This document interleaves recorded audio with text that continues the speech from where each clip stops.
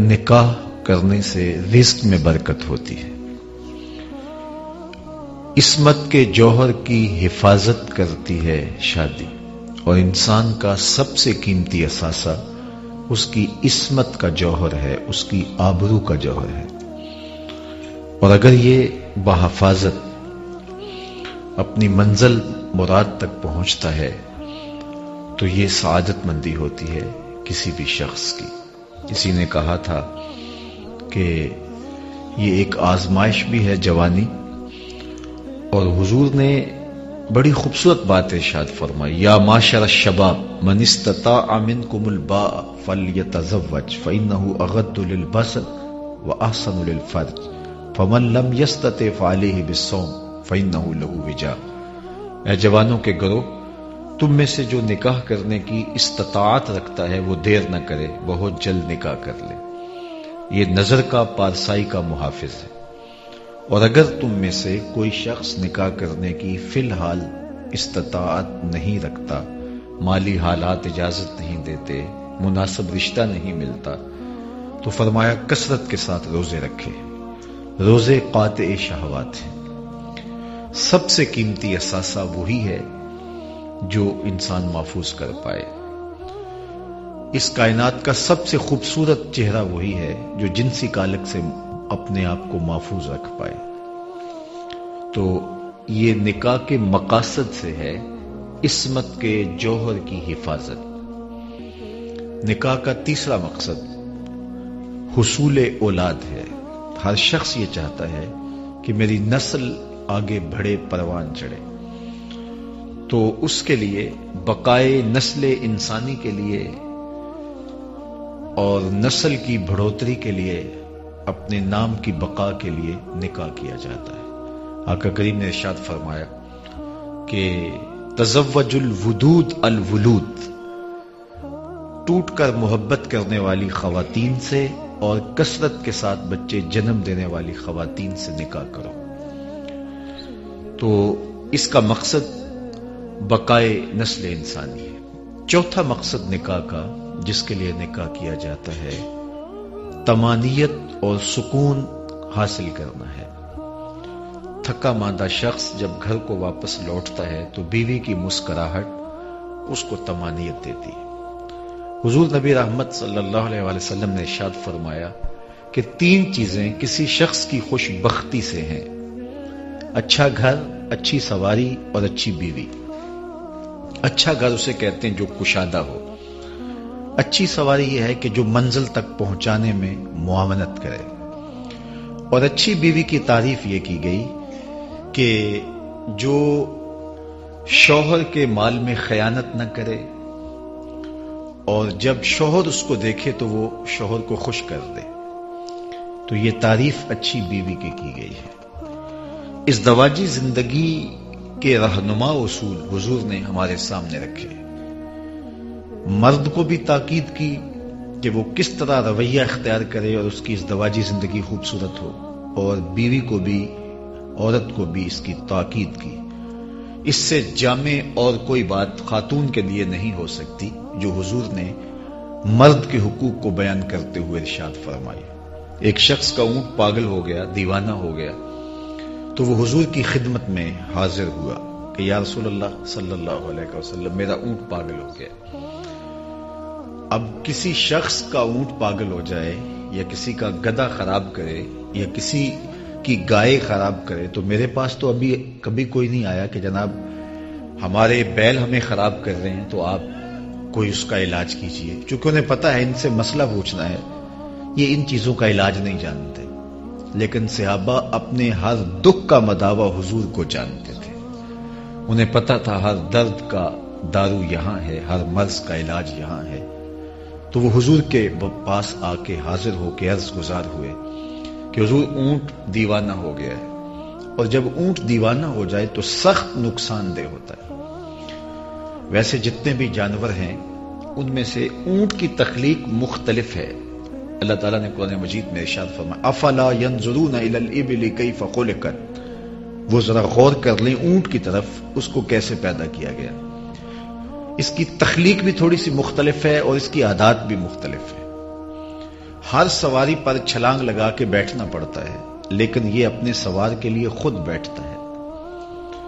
یہ بار برداری کے کام بھی آتا ہے، سواری کے کام بھی آتا ہے، دودھ بھی دیتا ہے، اس سے پرورش اور نسل کی بڑھوتری بھی ہوتی ہے، اور یہ اس کا گوشت کھانے کے کام بھی آتا ہے۔ اور یہ متی اتنا ہے کہ 4 سال کا بچہ اس کی نکیل پکڑے اور جہاں مرضی لے جائے۔ لیکن جب یہ بگڑتا ہے تو اتنا نقصان دہ ہوتا ہے کہ پھر کسی کے قابو میں نہیں آتا۔ تو پرانے باغات مسجد نبوی میں آپ لوگوں نے اگر سفر کیا تو دیکھے ہوں گے کہ آج بھی 4 دیواریوں میں ہے۔ تو اس 4 دیواری کے اندر اس کو بند کیا اور حضور کی خدمت میں آ کے صحابی نے عرض کی حضور اونٹ پاگل ہو گیا، تو حضور علیہ السلام اس کے ساتھ چل دیے۔ صحابہ بھی ساتھ تھے، فرماتے ہم ڈر گئے کہ اونٹ دیوانہ ہو جائے تو سخت نقصان دیتا ہے، اور حضور اس کے ساتھ چل پڑے ہیں۔ خیر، اطاعت و انقیاد کا تقاضا بھی یہی تھا، حضور کے ساتھ گئے۔ جب دروازہ کھولا باغ کا اور حضور داخل ہوئے، دوسرے کنارے اونٹ تھا تو وہ دوڑتا ہوا آیا۔ تو کہتے ہم ڈرے، لیکن جو ہی وہ قریب آیا تو اس نے اپنی پیشانی حضور کے قدموں میں رکھ دی اور سجدہ ریز ہو گیا۔ تو صحابہ کی زبان سے برجستہ جو جملہ نکلا وہ یہ تھا، نحنو احق ان نسجد للنبی صلی اللہ علیہ وآلہ وسلم، حضور ہمارا بھی جی چاہتا ہے کہ ہم آپ کو سجدہ کریں۔ اونٹ ہو کے آپ کو سجدہ کر رہا ہے تو ہم تو سینے میں دھڑکتا ہوا دل رکھتے ہیں، تو ہماری پیشانیاں بھی آپ کے لیے جھک جائیں۔ اگرچہ یہ تہجد کا سجدہ تھا جس کی اجازت مانگی، سجدہ تعبدی عبادت کا سجدہ کبھی کسی شریعت میں جائز نہیں رہا، اور نہ صحابہ اس کی اجازت مانگ سکتے تھے۔ تہجد کا سجدہ جس طرح فرشتوں نے آدم علیہ السلام کو کیا، یہ حضرت یوسف علیہ السلام کے بھائیوں نے حضرت یوسف علیہ السلام کو کیا، تو یہ تعظیمی سجدہ ہے۔ تو کہا حضور ہمارا بھی جی چاہتا ہے، نحنو احق ان نسجد للنبی صلی اللہ علیہ وآلہ وسلم، ہمارا جی چاہتا ہے کہ ہم آپ کو سجدہ کریں۔ تو آقا کریم نے فرمایا میری شریعت میں روا نہیں، اور اگر جائز ہوتا تو میں بیوی کو حکم دیتا کہ وہ شوہر کو سجدہ کرے۔ شوہر کے حقوق جو بیوی پر عائد ہوتے ہیں ان کو بیان کرنے کے لیے اس سے بہتر کوئی مثال نہیں ہو سکتی ہے۔ تو یہ اتنا جامع بیان ہے شوہر کے حقوق کے حوالے سے کہ اگر یہ صرف ایک حدیث بیوی ملحوظ رکھے تو اس دواجی زندگی میں تلخی نہیں آ سکتی۔ دوسری جانب شوہروں کو بیویوں کے ساتھ حسن سلوک کرنے کی تلقین کرتے ہوئے آقا کریم نے ارشاد فرمایا کہ اگر تمہیں بیوی کی کوئی عادت ناپسند ہے تو کوئی ایسی عادت بھی تو ہوگی جو تمہیں پسند ہوگی۔ چونکہ طبائع میں اختلاف یہ قدرت کی کرشمہ سازی ہے، تنوع طبیعت کے اندر یہ ایک لازمی امر ہے۔ 2 آدمیوں کے درمیان مکمل موافقت پائی جائے، جب کہا جاتا ہے کہ 2 تو بس ایک ہی صورت ہے، ان کی عادات، خصائل، طرز زندگی، انداز معاشرت بالکل ملتا جلتا ہے، تو دنیا کے ماہرین کہتے ہیں کہ 2 آدمیوں کے مابین مکمل موافقت اگر مان لی جائے تو وہ 80% ہوگی، 20% پھر بھی طبیعتوں میں اختلاف پایا جائے گا، یہ فطرت کا حسن ہے۔ تو عمومی طور پہ ایسے تو کوئی ہی ملیں گے جن کی طبیعتوں میں اتنا اتفاق اور موافقت ہو، تو اگر ہو بھی تو وہ 80% ہوگی، تو 20% تو پھر اختلاف ہوگا۔ تو پھر اس کا مطلب یہ ہے کہیں مرد کو کمپرومائز کرنا ہوگا، کہیں عورت کو کرنا ہوگا، تب زندگی گزرے گی۔ اور اگر ہر شخص اپنی طبیعت کے سانچے میں دوسرے کو اگر ڈھالنا چاہے گا تو مکمل موافقت رکھنے والا شخص بھی اس دواجی زندگی کی خوبصورتی سے متمتع نہیں ہو سکتا۔ اب اس کے لیے بہترین اصول حضور نے کیا دیا کہ اگر اس کی کچھ عادتیں تمہیں ناپسند ہیں تو کچھ عادتیں ایسی بھی تو ہوں گی جو تمہیں پسند ہوں گی، تو ان پسندیدہ عادتوں کو دیکھ کر کے تم اپنی زندگی گزارو۔ اور میں کہتا ہوں کہ عورت کی پسندیدہ عادات میں سے ایک عادت ایثار ہے، قربانی ہے۔ جب نکاح ہوتا ہے، زوجین اس بندھن میں بندھتے ہیں، تو اب دونوں میں سے کسی ایک نے اپنا گھر چھوڑنا ہوتا ہے دوسرے کے لیے، یا مرد اپنا گھر چھوڑ کے بیوی کے ساتھ چلا جائے، یا بیوی اپنا گھر چھوڑ کر کے شوہر کے ساتھ چلی جائے۔ تو یہ قربانی خاتون دیتی ہے، اور گھر کے ساتھ جو تعلق جو جذباتی ربط خاتون کا ہوتا ہے وہ مرد کا اپنے گھر کے ساتھ نہیں ہوتا، لیکن وہ شوہر کے لیے، اپنے خامند کے لیے یہ قربانی دیتی ہے اور بطیب خاطر دیتی ہے۔ اس کے دل پر ایک بوجھ تو ضرور ہوتا ہے کہ میں وطن معلوف چھوڑ رہی ہوں، ماں باپ کا گھر چھوڑ رہی ہوں، میکے دیس چھوڑ رہی ہوں، لیکن وہ چھوڑتی ہے۔ یہ ایثار کا جذبہ اگر شوہر اس پہ نظر رکھے اور اس پہ نگاہ رکھے کہ اس نے میرے لیے سب کچھ چھوڑا ہے، تو اس کی بہت ساری چیزیں برداشت کرنے کی سکت پیدا ہوگی، اور اس دواجی زندگی میں خوبصورتیاں پیدا ہوں گی اور جمال پیدا ہوگا۔ تو یہ ایک ایسی جامع بات ہے جو شوہروں کو بتا کر کے حضور نے ان کو اچھی ازدواجی زندگی کی بنیاد رکھنے کی تلقین کی، اور یہ بھی ارشاد کر دیا کہ اگر تم 100% چاہو اپنی مرضی کے مطابق ڈھالنا تو یہ نہیں ہو سکے گا۔ فرمایا عورت ٹیڑھی پسلی سے پیدا کی گئی ہے، اس کو بالکل سیدھا کرنا چاہو گے تو ٹوٹ جائے گی، اور اگر یوں ہی پڑا رہنے دو گے تو ٹیڑھی کی ٹیڑھی رہے گی۔ تو ساری زندگی مرد کے ہاتھ میں عورت کی تربیت کا جوہر ہے، تو ساری زندگی اس کو جو ہے وہ اسے کچھ نہ کچھ کہنا ہی پڑتا ہے، لیکن اس کی نزاکت کا، اس کی طبع کی لطافت کا اس کو خیال رکھنا پڑتا ہے۔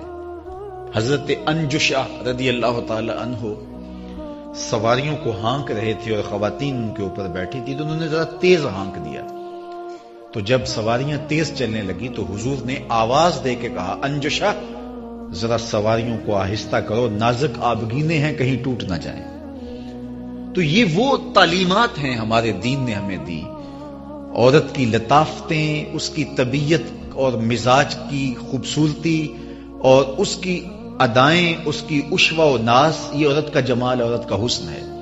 اس حسن کو کبھی برباد نہیں ہونا چاہیے، اور یہ مرد کے ہاتھ میں جوہر ہے، کہیں ایسا نہ ہو کہ اس کی ان نزاکتوں کو برباد کر کے اس کی خوبصورتی زائل کر دے۔ اس کی خوبصورتی اس میں ہے، اور مرد کو یہ اچھا لگے گا اگر یہ چیزیں قائم رہیں۔ تو میرے اور آپ کے آقا مولا نے اس دواجی زندگی کی خوبصورت بنیاد رکھی۔ بیوی کو ایک جملہ ارشاد کر کے شوہر کے حقوق بیان کیے کہ اگر اللہ کے علاوہ کسی اور کے لیے سجدہ روا ہوتا تو میں شوہر کے لیے سجدے کی اجازت اور حکم مرحمت کرتا، اور اسے کہا کہ اگر اس کی تمہیں بہت ساری عادتیں ناپسند بھی ہوں تو ایک عادت تو ایسی ہوگی جو تمہیں پسند ہوگی۔ تو یہ وہ ازدواجی ربط ہے، جو رشتہ ہے، جو ایک خوبصورت ازدواجی زندگی کی بنیاد ہے۔ میرے پاس اتنا وقت نہیں ہے کہ اس موضوع پہ تفصیل سے کچھ کہوں، لیکن ایک بات میں کہنا چاہتا ہوں، میاں بیوی کا باہمی ارتباط اور ان کا باہمی محبت کا ربط اور قلبی، ذہنی، فکری موافقت ایک اچھی اولاد کی ضمانت ہے۔ جب زوجین کے مابین فکری ہم آہنگی نہیں ہوگی، قلبی موافقت نہیں ہوگی، الجھاؤ پیدا ہو جائے گا۔ دنیا کے کسی ماہر سے پوچھ لیں کہ کبھی اولاد کی وہ تربیت نہیں ہو سکتی، اولاد خراب ہو جائے گی۔ تو اگر طبیعت میں کوئی اختلاف بھی ہو تو اس کو اولاد سے پوشیدہ رکھنا چاہیے، اور تاکہ جو ہے وہ ایک سالے نسل کی نشأت اور نہضت ہو سکے۔ آج اس موقع پر ولیمے کے لمحے ہیں، تو میں اس نوبیاہتا جوڑے کے لیے اور ان دو خاندانوں کے لیے اور تقریب میں موجود سب لوگوں کے لیے دعا گو ہوں۔ اللہ ہم سب کو اس دواجی زندگیوں کا جمال عطا فرمائے، اور عزیزم اویس کو، ان کی اہلیہ محترمہ کو، ان دونوں کے خاندانوں کو اللہ اپنی خاص امان میں رکھے۔ اللہ ان کے دلوں میں موافقت، موانست، الفت، محبت اور رافت کے جذبے فروغ پذیر فرمائے۔ ہر طرح کی ناچاکی، نا اتفاقی، حتیٰ کہ غلط فہمی سے بھی انہیں محفوظ فرمائے۔ دونوں خاندانوں کی آنکھوں کو ٹھنڈک، دلوں کو قرار اور روحوں کو تسکین پہنچائے، اور ان کے مابین پہلے سے موجود دو خاندانوں کے درمیان جو محبت ہے، یہ نکاح اس کے ازدیاد کا سبب اور ذریعہ بنے۔ جتنے لوگ آپ تشریف لائے، اللہ سب کو خیر دے، سب کو برکتیں دے۔ ہمارے بیٹوں، ہماری بیٹیوں کے لیے اللہ صالح نیک رشتے نصیب فرمائے، جس سے ہمارے دلوں کو ٹھنڈک پہنچے، ہماری آنکھوں کو تسکین پہنچے۔ خوشی اور مسرت کے موقع پر میں ان دونوں خاندانوں کو مبارکباد پیش کرتا ہوں، اور اس شعر کے ساتھ اپنی گفتگو کا اختتام کرتا ہوں۔ مسرت شادمانی کے حسین لمحے مبارک ہوں، خدا آباد رکھے تا ابد حاصل رہیں خوشیاں۔ جی مجھے کچھ اور کہنے کے لیے منتظمین کی طرف سے عزیزم اویس بھائی کے والد بزرگوار کی طرف سے فرمایا گیا ہے، تو ویسے یہ میرا مزاج نہیں ہے لمبا خطاب کرنے کا، بالخصوص ایسی تقریبات میں۔ ہماری فقہ کا مسئلہ ہے کہ وَطَعَامٌ تَتُوقُ إِلَيْهِ النَّفْسُ، ایسا کھانا جس کی طرف طبیعت کا میلان ہو، اس کی موجودگی کے اندر اگر نماز جماعت کے ساتھ کھڑی ہو تو وہ جماعت ساقط ہو جاتی ہے۔ آپ پہلے کھانا کھائیں اور پھر اس کے بعد جا کے نماز پڑھ لیں، یعنی حضوری جماعت بھی شریعت ساقط کر دیتی ہے ایسے کھانے کے وقت جس کی طرف طبیعت کا میلان ہو۔ تو جب جماعت بھی ساقط ہو جاتی ہے تو میری تقریر ساقط کیوں نہیں ہوگی؟ لیکن چونکہ ان کا حکم ہے اس لیے میں چند لمحے کچھ اور اس عنوان سے گفتگو کر لیتا ہوں۔ جی اللہ آپ کو جزائے دے، کھانا بھی اس دوران میں لگ جائے گا اور انشاءاللہ ہماری گفتگو بھی میں تو اپنے حساب سے مکمل کر چکا، مزید زیادات کہہ لیجیے۔ اللہ آپ کو اپنی خاص رحمتوں اور کرم نوازیوں سے مالا مال فرمائے۔ اچھا، میں نے ابتدا میں ایک جملہ کہا کہ جو نکاح ہے اس کے جملہ مقاصد میں سے ایک مقصد عصمت کے جوہر کی حفاظت ہے، اور یہ بڑا بنیادی مقصد ہے نکاح کا۔ لہذا تقریب نکاح کا مرتب ہونا اور منظم ہونا اس طرح سے چاہیے کہ یہ تقاضا پورا ہو رہا۔ چونکہ نکاح کا مقصد یہ ہے تو پھر تقریب نکاح ایسی نہیں ہونی چاہیے کہ جس سے یہ تقاضا منہدم ہو جائے۔ آج کل ہماری شادیاں، ہمارے بیاہ اور ہماری تقریبات جس طرح بے حیائی، حیا باختگی اور بے شرمی کا مرقع بن گئی ہیں، اور اس کو فیشن کا نام دے دیا جاتا ہے یا خوشی کا موقع ہے تو کوئی حرج نہیں ہے یہ کہہ کر کے اس کی اجازت فراہم کر لی جاتی ہے، جبکہ یہ شادی کے بنیادی مقصد کے ہی برعکس چیز ہے، جبکہ شادی کا مقصد عصمت کے جوہر کی حفاظت ہے۔ تو یہ ایک بدبختی ہے جو شادیوں کے اندر در آئی ہے، اور جس کے نتیجے کے اندر ہماری ازدواجی زندگیوں سے برکت اٹھ جاتی ہے۔ جس کام کا آغاز ہی شریعت بیضا کی مخالفت اور اقدار عالیہ کا ذبح کرنے کے بعد ہی جس کا آغاز ہوگا تو اس میں برکات کبھی بھی پیدا نہیں ہو سکتی۔ بعد میں لوگ یہ کہتے ہیں کہ ہم نے تو اتنی خوشیوں سے، اتنے چاؤ سے شادی کی، لیکن اس کی خوشیاں ہمیں نصیب نہیں ہو سکی، تو وہ اس لیے نہیں ہو پاتی کہ اس سے برکت کو ہم زائل کر دیتے ہیں اور برکت ختم کر بیٹھتے ہیں، اور اس کا سبب یہ ہے۔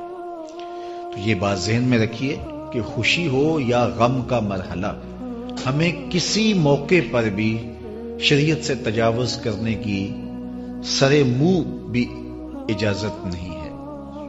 خوشی کے موقع پر بھی ہم شریعت بیضا کی مطابقت میں زندگی گزاریں گے، غم کے موقع پر بھی شریعت بیضا کی مطابقت میں ہم زندگی گزاریں گے۔ یہ نہیں ہے کہ ایک موقع ہمیں اجازت دے دی جائے اور دوسرا موقع ہے اس وقت ہم مستحبات اور مباحات کا خیال بھی رکھتے رہیں۔ غم کے موقع پر ہم ہر چیز کا خیال رکھیں، جو چیزیں اباحت کی حد تک ہیں یا استحباب کے زمرے میں آتی ہیں ہم ان کا بھی خیال رکھیں۔ میں نے ابھی تک کسی کو نہیں دیکھا کہ اس نے اپنے مردے کو کفن دیا ہو تو سفید رنگ سے علاوہ کسی اور رنگ کا کفن دیا ہو، کسی نے سیاہ کفن ڈال دیا ہو یا اور کسی رنگ کا کفن ڈال دیا ہو۔ حالانکہ کفن تو کسی بھی رنگ کا ہو سکتا ہے، لیکن مستحب یہ ہے کہ سفید رنگ کا کفن ہو۔ فرمایا اپنی مسجدوں کو زینت سفید رنگ سے دو اور اپنے مردوں کا کفن سفید رنگ کا ڈالو، تو مستحب ہی ہے۔ لیکن اگر کسی نے کسی اور رنگ کا کفن ڈال دیا تو شرم جائز ہوگا، لیکن آج تک ایسا میں نے آج تک نہیں دیکھا، شاید آپ نے بھی نہ دیکھا، چونکہ فوتگی کا موقع ہے اور ہم ایک استحباب کا بھی اتنا لحاظ رکھتے ہیں۔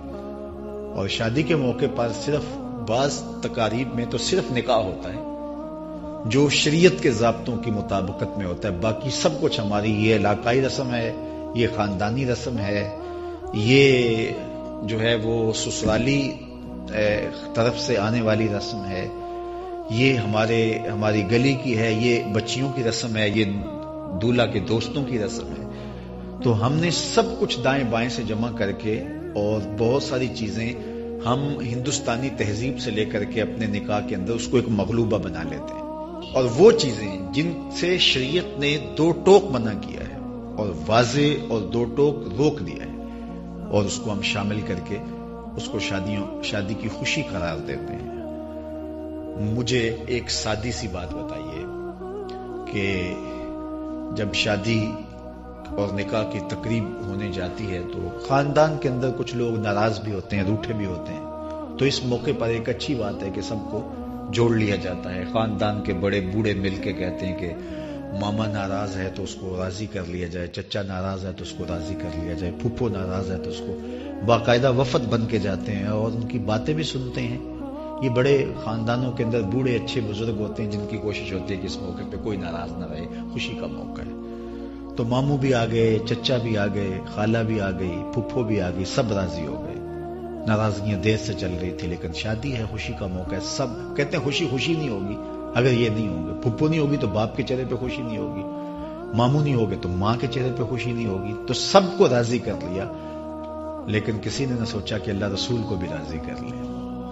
اگر شریعت کا مذاق اڑائیں گے اور اپنی من مانی اور خواہش نفس کے مطابق شادی کی تقریب کو مرتب کریں گے تو اللہ بھی ناراض، اس کا رسول بھی ناراض۔ تو شادی پہ ہم ایک ایک کو راضی کرتے ہیں اور اللہ اس کے رسول کی ناراضگی مول لیتے ہیں اور جان بوجھ کے مول لیتے ہیں۔ تو اس کا پھر نتیجہ یہ کیا ہوتا ہے کہ شادیاں برکت کے نور سے خالی ہوتی ہیں۔ تو اس لیے شادی ہو یا غم، خوشی کا موقع ہو یا مرحلہ مرگ، ہر موقع پہ میں شریعت بیضا کی حاکمیت کو تسلیم کرنا چاہیے۔ ظفر اسے آدمی نہ جانیے چاہے جتنا بھی ہو، صاحب فہم و ذکا، جسے عیش میں یاد خدا نہ رہی، جسے تیش میں خوف خدا نہ رہا۔ عیش کی زندگی ہو یا تیش کی، خوشی کا موقع ہو یا مرحلہ غم، ہر موقع پہ شریعت بیضا کے دامن کو مضبوطی سے تامنے کی ہمیں تلقین کی گئی ہے۔ تو مجھے اس بات کی قلبی مسرت ہو رہی ہے کہ ولیمے کے اس موقع پر کوئی ایسا انداز اختیار کرنے کی بجائے مدح رسالت مآب صلی اللہ علیہ وسلم کے پھول پیش کیے گئے، تلاوت کلام مجید کی جولانیاں اور اس کی نورانیت اور اس کا نور بانٹا گیا، اور حضور علیہ الصلوۃ والسلام نے جو ہمارے لیے رہنما اصول بتائے ہیں، اور یہ مواقع ہوتے ہیں کہ ان مواقع پر یہ سب کچھ بتایا جائے۔ یہ جو خطبہ نکاح ہے اس میں یہ احکام ہی ہیں نکاح کے حوالے سے، ان کے آپس میں ذمہ داریاں کیا ہیں، فرائض کیا ہیں، ترغیب نکاح ہے، یہ ساری چیزیں خطبہ نکاح کے اندر ہوتی ہیں، لیکن وہ چونکہ عربی میں ہوتا ہے اور ہم نہیں جان پاتے، تو یہ ایک اچھا اہتمام ہے کہ اس موقع پر یہ کچھ چیزیں سننے کو ہمیں میسر آئیں۔ اللہ تعالی جل شانہ اپنی خاص کرم نوازیاں ہم سب کی زندگیوں میں اتار دے۔ وآخر دعوانا ان الحمدللہ۔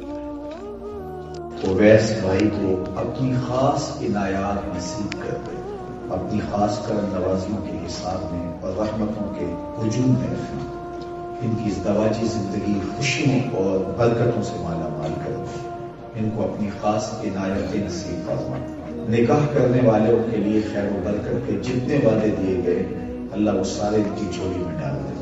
اولاد نرینہ و مادینہ سے لے کے سکون قلب تک، ازدیاد رزق سے لے کر کے عصمت کے جوہر کی حفاظت تک، ہر خیر ان کا مقصود فرما دے۔ اللہ ان کے دلوں میں باہمی موافقت، موانست، الفت، محبت اور رافت کے جذب فروغ پذیر فرما، اور ہر طرح کی برکت ان کی زندگی میں اتار دے۔ اللہ ان کو دنیا میں بھی سرفروغ، کامیاب، کامگار اور بامراد رکھنا، اور آخرت میں بھی ہمیشہ سرفروغ رکھنا۔ اللہ نے کبھی دنیا آخرت میں بے آبرو نہ ہو، عزتوں سے نوازنا، رحمتوں سے مالا مال کرنا، اپنی رحمتیں سایہ فگن رکھنا، ان خاندانوں کو اپنی خاص عنایات میں رکھنا، آنے والوں کو خیر دینا۔ اللہ جس طرح موسم کی اچانک شدت ہوئی اور ہر طرف دھند ہی دھند پھیل گئی ہے، اللہ سارے لوگوں کو خیریت سے اپنے اپنے ٹھکانوں پر پہنچنا نصیب فرمانا، عافیت کے ساتھ اپنے گھروں میں جانا سب کا مقصود۔